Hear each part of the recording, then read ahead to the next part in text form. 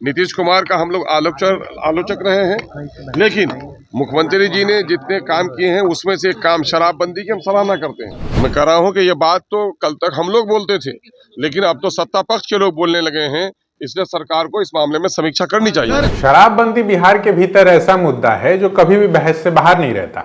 कभी शराब की तस्करी की वजह से, कभी लोगों की धरपकड़ की वजह से, कभी पुलिस की मिलीभगत और कभी कोताही की वजह से, तो कभी शराबबंदी के बावजूद लोगों की मृत्यु और मुआवजे के मुद्दे को लेकर के भी बात बहस जो है वो होती रहती है।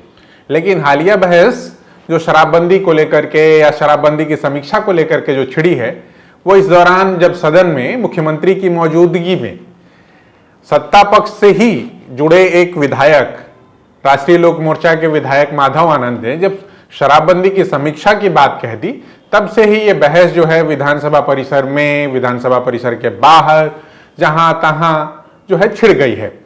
इस दौरान जो एमआईएम विधायक हैं, अख्तरुल इमान, जो कि एमआईएम के सदर भी हैं, उनसे जब मीडिया कर्मियों ने शराबबंदी को लेकर के और शराबबंदी की समीक्षा को लेकर के सवाल किए, तो वो महात्मा गांधी को कोट करने लगे, उद्धृत करने लगे। वो क्या कह रहे हैं, सुनिए। शराबबंदी के ताल्लुक से स्वतंत्र भारत में उस वक्त मामला आया बापू के पास। महात्मा गांधी से पूछा लोगों ने कि बापू, शराब के ताल्लुक से नई सरकार क्या पॉलिसी होगी। बापू का ऐतिहासिक शब्द आपके सामने होना चाहिए। बापू ने कहा कि शराब बंद रहेगी। लोगों ने कहा बापू, अगर शराब बंद हो जाएगी तो शराब के रेवेन्यू से बहुत सारे स्कूल और हॉस्पिटल चलते हैं, वो प्रभावित हो जाएंगे। बापू के कितने पवित्र शब्द थे। उसने कहा, मेरा बच्चा अनपढ़ रह जाए, मेरे लोग बीमार रह जाए, मैं इसे बर्दाश्त कर सकता हूँ, लेकिन मैं अपने बच्चों को शराब, अपने नौजवानों को शराब पीने की इजाज़त नहीं दे सकता। इस पर हमको कायम रहना चाहिए। नीतीश कुमार का हम लोग आलोचक रहे हैं, लेकिन मुख्यमंत्री जी ने जितने काम किए हैं उसमें से एक काम शराबबंदी की हम सराहना करते हैं। लेकिन मुख्यमंत्री जी की नीयत तो सही है, लेकिन नीचे का जो व्यवस्था है, वो व्यवस्था इतनी चौपट है कि आज शराबबंदी के बावजूद भी बिहार में घर घर में शराब की होम डिलीवरी हो रही है।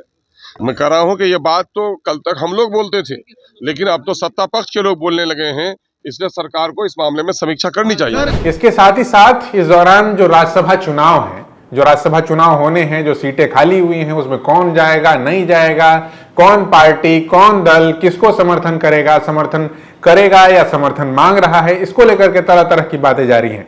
आज भी जब मीडिया कर्मियों ने उनके सामने ये सवाल उछाला कि भाई आपके 5 विधायक हैं, आपसे समर्थन की बात कही जा रही है, तो उनका खाली हम लोग समर्थन देने के लिए ही पैदा हुए हैं क्या? हम लोग भी समर्थन मांग रहे हैं।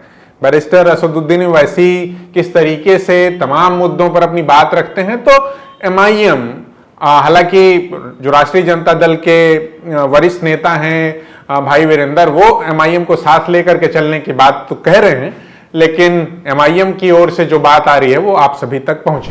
5 विधायक हैं, क्या किनको समर्थन दीजिएगा? अच्छा, मैं समर्थन देने ही के लिए जन्म लिया हूँ क्या?